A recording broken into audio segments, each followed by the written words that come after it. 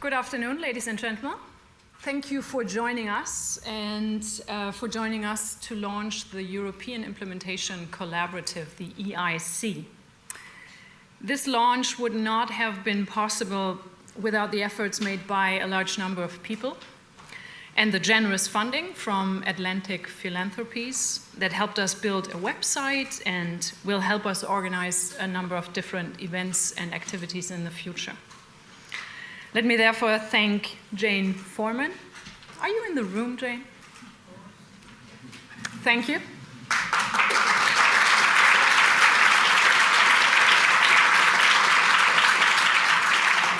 So thank you and your foundation for the support you've shown us.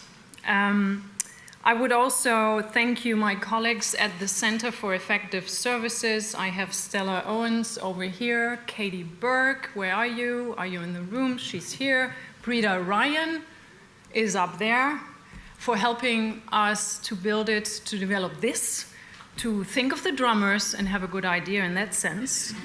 It's been amazing. And finally, also a thank you to the members of our working group. We had a little working group to give us feedback across the last 2 years. So Eamon Noonan, I know, is in this room. Hello, Eamon.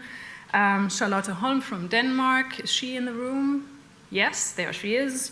Tom Jefford, you're here, I've seen you. Here we go. Susanne Bernhardsen, who will speak about the Nordic group later. Jane Lewis from the Colebrook Center, Barbara Antunes from Portugal, and Cinzia Canali, who can't be here. All of these people have discussed with us how to develop the European Implementation Collaborative and have been of great value to us. So, the EIC. Implementation is our core, and our mission is to improve the life of children, youth, adults in Europe through effective implementation of effective human services. That's what this is going to be about. And does that matter at all? Does implementation really make a difference? Confronted with this question, many of us would probably quickly revisit, relieved, the Dulac and Dupré article from 2008 and highlight that, yes, indeed, the quality of implementation affects program outcomes. And effect sizes are at least twice as high where optimal implementation conditions exist. Nice. But let's not fool ourselves. Implementation science is a young discipline still. Its evidence is mixed, fragile, and before we can be sure that implementation really is this thing, many critical questions have to be raised and many rigorous and scientifically sound answers have to be given. And we, the people in this room, together with plenty of other implementation people out there in the world, will contribute to that conversation, I hope.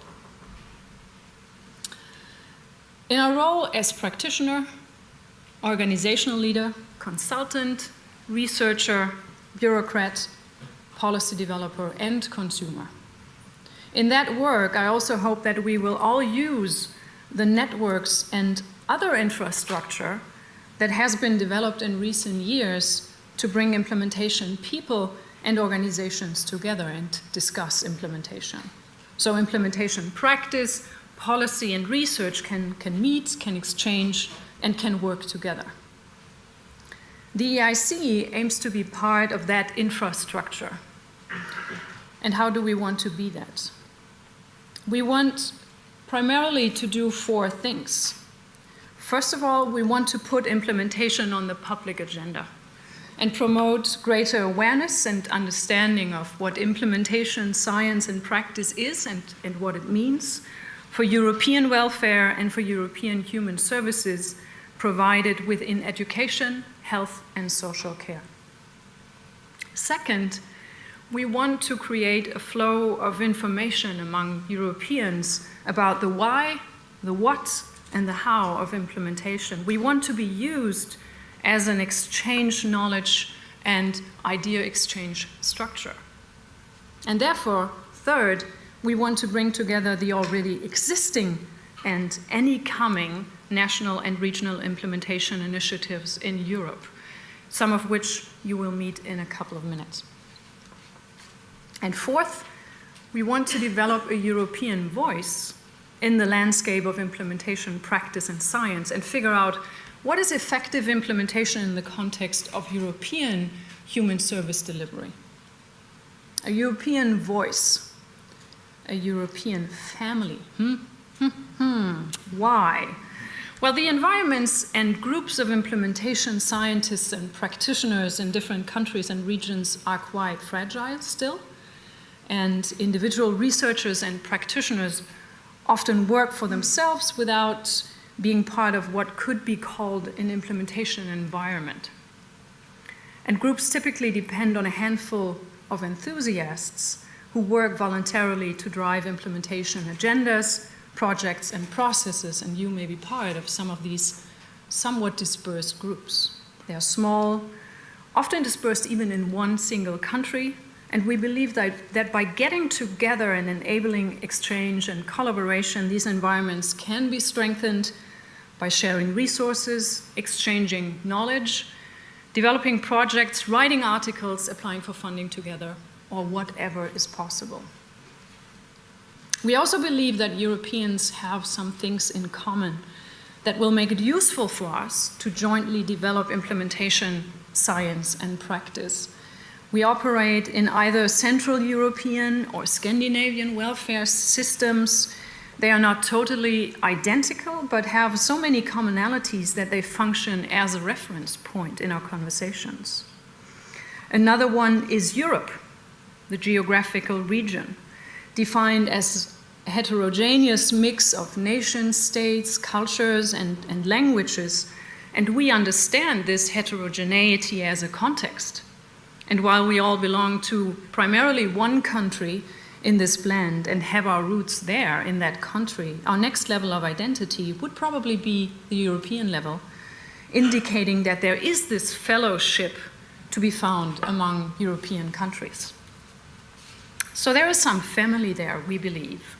And we believe that by connecting the different national implementation dots, we can create an exchange and collaboration that will move beyond national borders and develop a European implementation science and practice.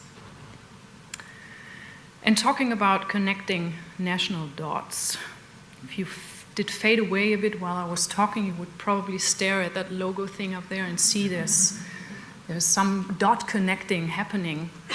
And can you see the lines moving? It's pretty awesome. Is Jerry Whelan in the room? I promised him drinks, but that wasn't convincing.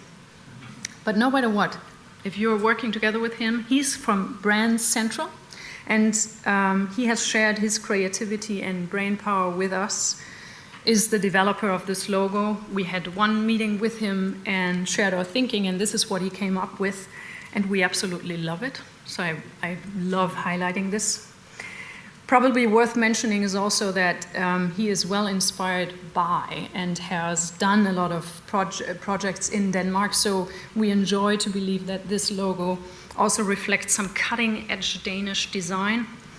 So we will work hard to realize what the logo symbolizes that way, enhancing connections, exchange, work to create collaboration in multiple ways, and doing all of that with a high level of creativity.